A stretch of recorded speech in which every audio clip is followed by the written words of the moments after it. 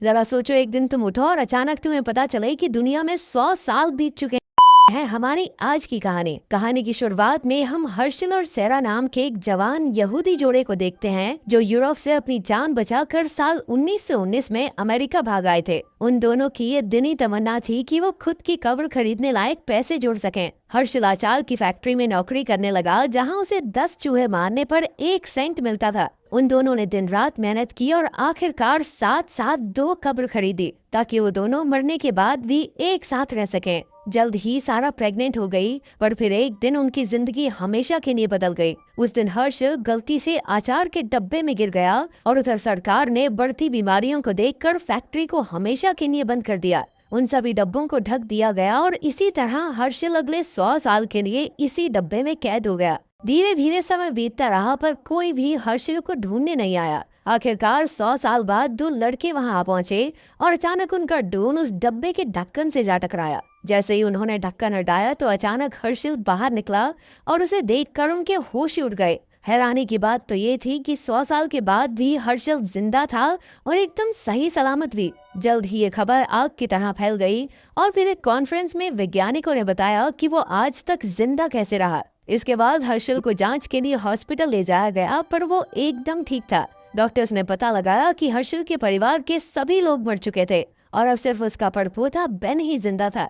आखिरकार बेन को बुलाया गया और वो अपने परदादा हर्षल को खुशी खुशी लेने पहुंचा। हैरानी की बात तो ये थी कि वो दोनों बिल्कुल एक जैसे दिखते थे। खैर, जब हर्षल हॉस्पिटल से बाहर निकला तो आसपास की ऊंची ऊंची इमारतें और गाड़ियां देखकर उसे अपनी आंखों पर यकीन ही नहीं हुआ। आखिरकार वो हर्षल को ब्रुकलिन में अपने घर पर ले आया। उसका घर देखकर तो हर्षल के होश उड़ गए क्योंकि उसने तो अपनी पूरी जिंदगी गरीबी में बिताई थी। बेन ने कहा कि वो जब तक चाहे तब तक यहाँ रह सकता है, लेकिन हर्षल उस पर बोझ नहीं बनना चाहता था। खैर, बाद में बेन ने उसे सेल्जर वाटर पिलाया जो हर्षल के जमाने में सिर्फ अमीर लोग ही पी सकते थे। उसे पीकर तो हर्षल काफी ज्यादा खुश हो गया। फिर बेन ने अलेक्सा से कहकर एक पुराना गाना बजाया और दोनों मस्ती में नाचने लगे।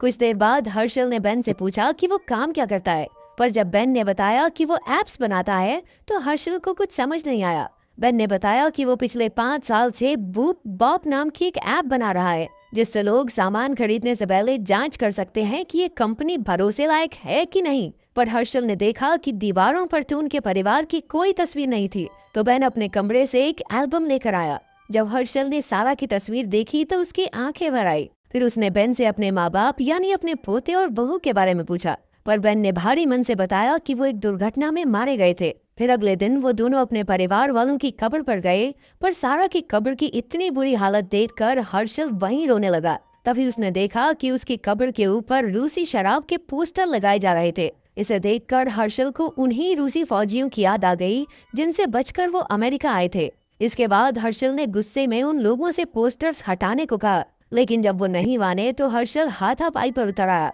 बेन ने उसे छुड़ाने की कोशिश की लेकिन वो खुद ही पिट गया और फिर उन दोनों को पुलिस ने गिरफ्तार कर लिया। आखिरकार बेन ने बहुत सारा पैसा देकर अपनी और हर्षल की बेल करवाई। फिर हर्षल ने बेन से कहा कि उसे अपनी ऐप के लिए किसी इन्वेस्टर से पैसे मांगने चाहिए, लेकिन वहां जाते ही बेन का दिल टूट गया क्योंकि उसके गिरफ्तार होने की वजह से कोई भी इन्वेस्टर उसकी ऐप में पैसा लगाने को तैयार ही नहीं था। बेन ने गुस्से में आकर इसका इल्जाम हर्षल पर लगाया, पर हर्षल तो चाहता था कि बेन ये ऐप वैप बनाना छोड़कर उसके साथ आचार का बिजनेस शुरू करे। इससे बेन को और गुस्सा आ गया और उसने गुस्से में कहा कि अगर परदादी आज जिंदा होती ना तो कहती कि क्या नल्ला पति मिला मुझे। उसी पल हर्षल ने ठान ली कि वो आचार का इतना बड़ा बिजनेस बनाएगा कि उसके मरे हुए परिवार वालों को ही उस पर गर्व होगा। उसने बेन से वादा किया कि वो इतने पैसे कमाएगा कि सारा की कब्र के ऊपर लगे उन पोस्टर्स को खरीद कर हटा सके। उसने भी ताव में कह दिया कि बेन इस परिवार के नाम पर कलंक है और वहां से चला गया। सबसे पहले वो किराने की दुकान पर खीरे खरीदने पहुंचा, लेकिन वो उसकी औकात से बहुत महंगे थे। फिर बाहर उसकी नजर कूड़ेदान पर पड़ी जहाँ उसे पैकेट में कुछ खीरे दिखाई दिए। उसने तुरंत वो खीरे उठाए और इसी तरह शहर के कई कूड़ेदानों में घूमकर आचार बनाने का सारा सामान इकट्ठा कर लिया। फिर उसने एक रेडी पर सामान रखकर नमक और बारिश का पानी मिलाया और आखिरकार खीरे का अचार बनकर तैयार। इसके बाद उसने सड़क किनारे अचार का ठेला लगाया और अपना पहला डिब्बा $4 में बेचा।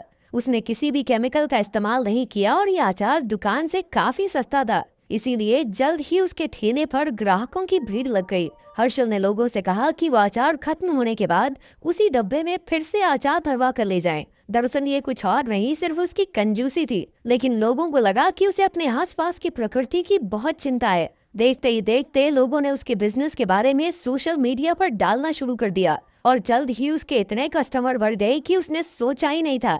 उधर बेन अपनी ऐप के काम में आगे नहीं बढ़ पा रहा था और जब उसे हर्षल के नए बिजनेस की खबर मिली तो वो जल उठा।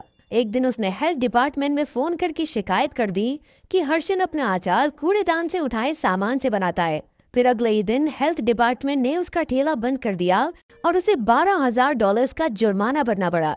अब उसके पास कुछ नहीं बचा था, पर तभी उसके 2 ग्राहकों ने उसे सलाह दी कि उसे कुछ इंटर्न्स काम पर रख लेने चाहिए। उन्हें पैसे भी नहीं देने पड़ेंगे और काम भी हो जाएगा। इससे हर्षल की उम्मीद फिर से जाग उठी। हालांकि उसे लग रहा था कि ये तो गुलामी जैसा सा काम हो गया कि काम भी पूरा ले रहे और पैसे भी नहीं मिल रहे, लेकिन फिर भी बिजनेस चलाने के चक्कर में उसने कुछ इंटर्न्स को काम पर रख लिया। जल्द ही वो हेल्थ डिपार्टमेंट के नियमों के मुताबिक अचार बनाने लगे और हेल्थ डिपार्टमेंट ने उसके बिजनेस को हरी झंडी दे दी।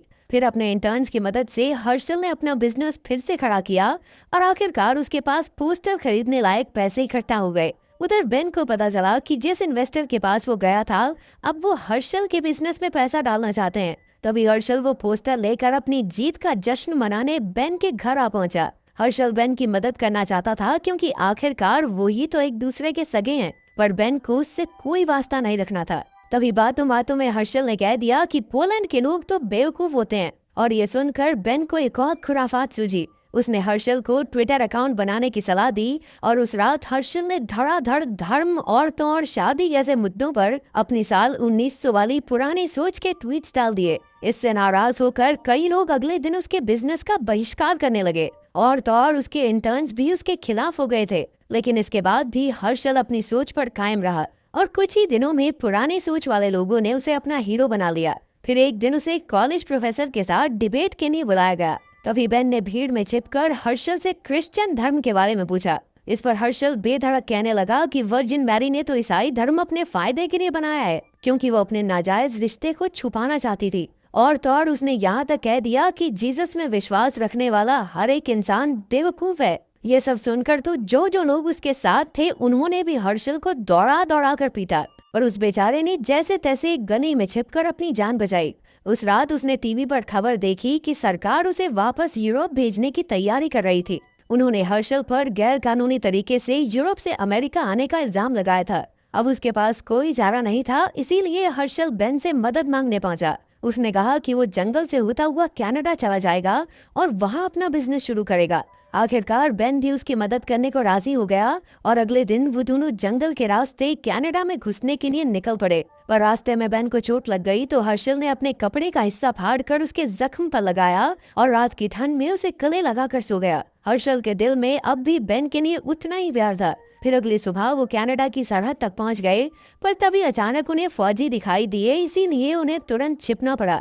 अब बेन को हर्षल के लिए बुरा लग रहा था, इसीलिए उसने सब सच बता दिया कि उसने ही हर्षल से वो ईसाई धर्म वाला सवाल पूछा था ताकि हर्षल का धंधा चौपट हो जाए। बेन ने उससे माफी मांगी, पर हर्षल ने तो गुस्से में उसके मुंह पर मुक्का मार दिया। इससे बेन वहीं बेहोश हो गया और यही हलचल सुनकर फौजी उनकी ओर बढ़ने लगे। अब हर्षल तुरंत छिप गया और उसने बेन के बैग से उसका रेजर और कपड़े निकाले। कुछ ही पलों में उसने दाढ़ी काटकर बेन का भेष बना लिया और फौजियों को चकमा देकर निकल गया। उधर जब फौजियों को बेन मिला तो उन्होंने उसे हर्षल समझकर गिरफ्तार कर लिया। इसके बाद बेन पर मुकदमा चलाया गया, पर बेन की कहानी पर किसी को विश्वास नहीं था।